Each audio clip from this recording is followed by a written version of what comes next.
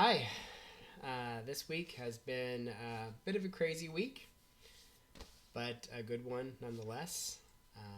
So this week I had to go on site with some of my clients for work, and so I had to go commute like a pre-COVID person. Actually, a lot of people have to commute, but it was different for me having to deal with traffic and everything. So it was a bit of a struggle, but I did as well as I could. Obviously, I didn't have a freezer and couldn't do my smoothies on site, so I didn't do that. But I did bring food, so I was eating organic and staying clean.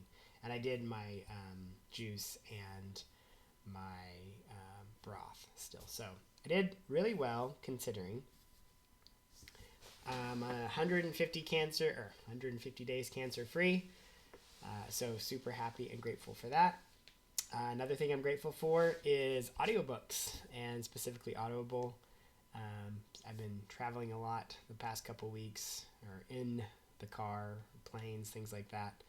And it's been good to listen or read books. So I finished a book called No Shortcuts to the Top. It's about a guy who was the first American, to climb all 14 of the highest mountains without supplemental oxygen. And then I started a new book called Outlive, which is kind of a doctor's take on longevity. And I'm about halfway through. It's a pretty long book, but I got to dig into that. Maybe I'll talk about that when I actually finish it. It's been pretty interesting. But yeah, so it's been a good week. Grateful for Audible. Core topic this week, I want to just talk about intermittent fasting.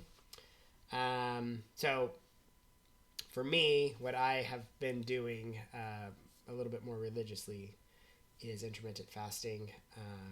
What I do is I stop eating after dinner. My target is to have dinner done by 7. Doesn't always work that way, but I think at the bare minimum, after I'm done with dinner, I'm done.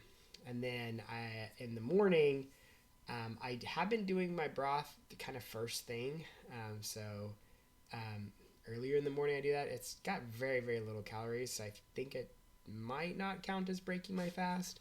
But if it does, I have started that earlier. But otherwise, I don't really eat anything until around 10 when I'll have my juice. And then, potentially after that, I'll have my smoothie. But that could be like noon or 1 even. And then I have my dinner. Dinner's kind of my main meal. Main benefits I've noticed from that is I used to have really bad acid reflux. If you know what GERD is, then or have it, it can be a real pain. And I kind of self-diagnosed myself with pretty bad GERD a year or two ago. That's gone. Not entirely due to the fasting, but that and walking, I was able to get my GERD under control even before I started doing this diet. And the other thing is I'm just not as hungry as I used to be, and I eat less calories overall. So it's been a good benefit to me. In the past, I'd heard about intermittent fasting and always viewed it as a health trend to lose weight, and so I've always kind of balked at it. But as I've learned more about it, if you look at it not as a way to lose weight, although that is a benefit, there are a ton of other benefits that come with fasting, and intermittent fasting in particular. And I highlight a couple of them, specifically targeting cancer and some of the other benefits. But fasting has been found to help your body actually have a better immune response when doing chemo or things like that. There's actually a study going on where they have a fasting like diet where they actually do it while you're on chemo, and they found that they had better success. And then the other thing is the fasting activates your immune system. Now these are in the case of cancer is probably more of a traditional real fast, but intermittent fasting, same thing. It kind of gets your immune system a chance to go a little bit into autophagy and activate. which has suggested that it gives your body a chance to actually go after the cancer cells. I'm going to put some stuff in the description if you want to dig into it yourself. There's some studies and references related to the cancer side, but there has been some scientific studies that indicated that fasting can be beneficial for cancer prevention and even healing, or in combination with actual traditional treatments. Other benefits, and these are kind of just general health benefits, is obviously you're going to eat less calories, and overall weight loss, if you're overweight, is good for your health, right? The other thing, and the other key things that cause chronic disease is, heart disease and type 2 diabetes are other major chronic disease in addition to cancer. And intermittent fasting has proven as a way to help people with insulin resistance control their blood sugar. So it's a good way to help with blood sugar control. And then also with cardiovascular health, it can help give your body a chance to clear out your arteries, and just it gives it a break, which ultimately reduces your risk of heart attacks and other diseases such as that. And then the other thing is it reduces inflammation. So if you're dealing with a lot of inflammation, adding in intermittent fasting or actual fasting can do a lot to help with that.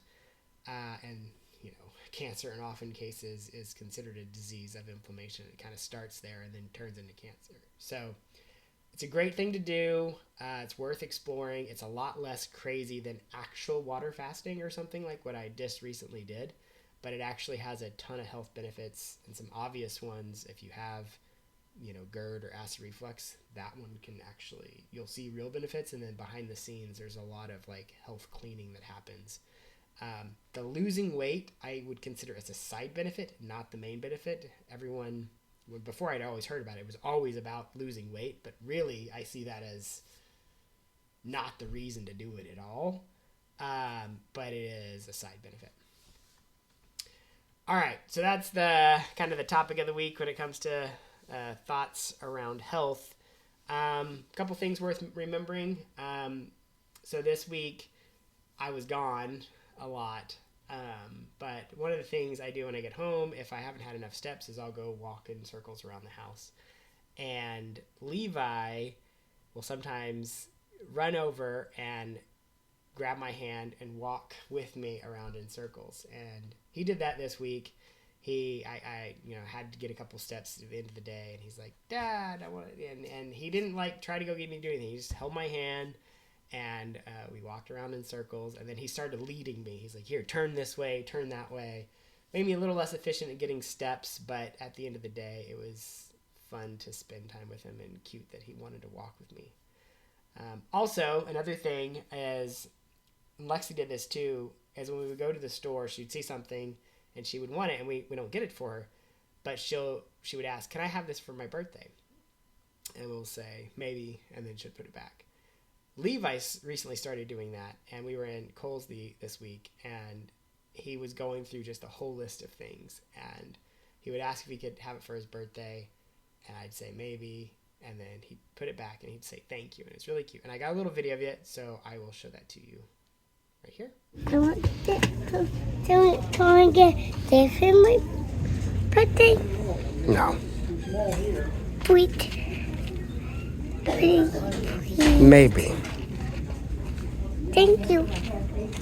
I didn't think about it before to get for my birthday. And I think about it. Okay.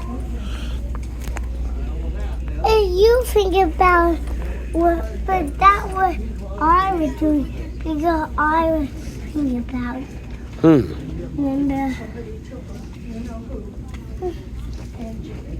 And I went to get this for my birthday. I get this for my birthday. No. What's a pizza? I want it for my birthday. Okay, we'll see. I want to give This looks like something cool for your birthday. Uh-huh. So that's Levi being cute. The only other thing is I was reading this book about climbing mountains, and I went downtown Tempe this week, and there's a little hill / mountain there, and I climbed it in the morning one day, and I just videoed myself. So Hello. So I got a little early to work, and there's a mountain close by that I'm going to climb because I need steps, but I also kind of want to climb a mountain. It's kind of a small little hill mountain, but kind of miss climbing mountains a little bit. So yeah, I'm gonna run this one up and get some views at the top. It's a little bit around sunrise, so hopefully there'll be some good views. See you at the top.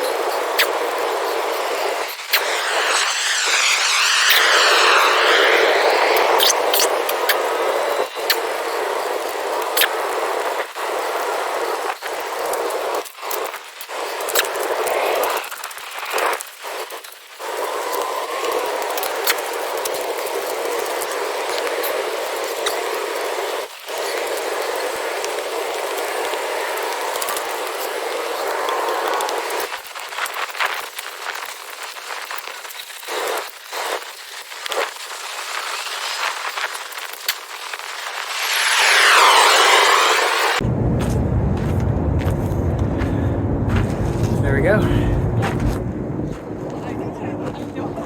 Almost there. You can see the sun rising out there. It's the Tempe area. I'm gonna climb a little higher.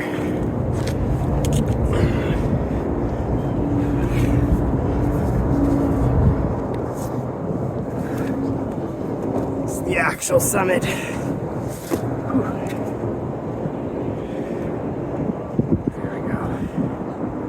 Look at that. Daddy?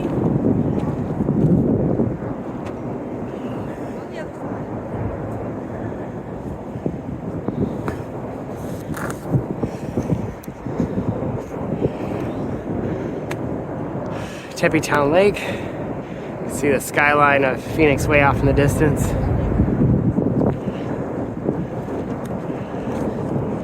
And this is kind of the Tempe Tech District with ASU. I think that's where the Cardinals might practice, not sure. But yeah. Alright, climbed a mountain. Took me about maybe 15 minutes. It's more of a big hill, but good way to get my blood pumping in the morning. I am going to head down now.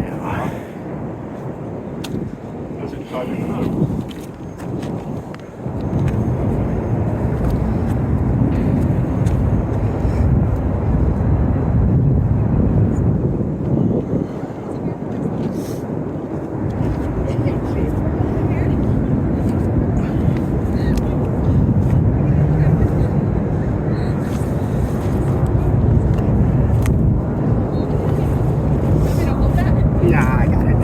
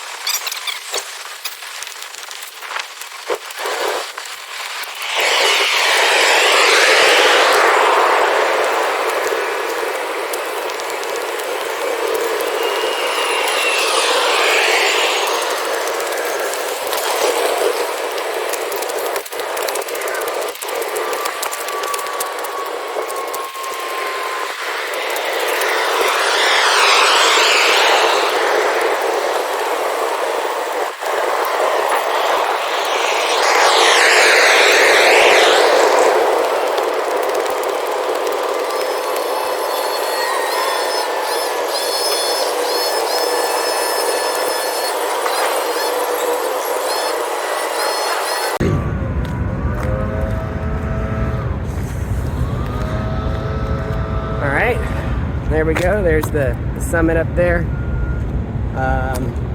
Yeah, if you've got a mountain to climb today, just go do it. And see you next time. All right. And then I didn't have any like super great hot takes for this week, but I think the one thing I was thinking about was, for the hot take this week, is parents have a responsibility to teach their kids a lot of core life skills, and sometimes we don't do a great job of that. Couple core life skills that I think we rely on them learning on their own, or relying on schools to teach them, which they do a horrible job. But I've been thinking about like how do I do that with my kids, is time management, nutrition, how to cook, how to work, and how to manage money. And those aren't traditional educational items, but they're super critical for their life. And I don't have a solution, but it's something I've been thinking about, and something I want to make sure that I incorporate in my kids' upbringing to make sure that they're well prepared when they're on their own. So hot take is, it's your job, parents. You know, you probably already know that, but think about it a little bit more and be intentional, because time goes by really fast. All right. Well, thanks for watching. Have a great week. God bless.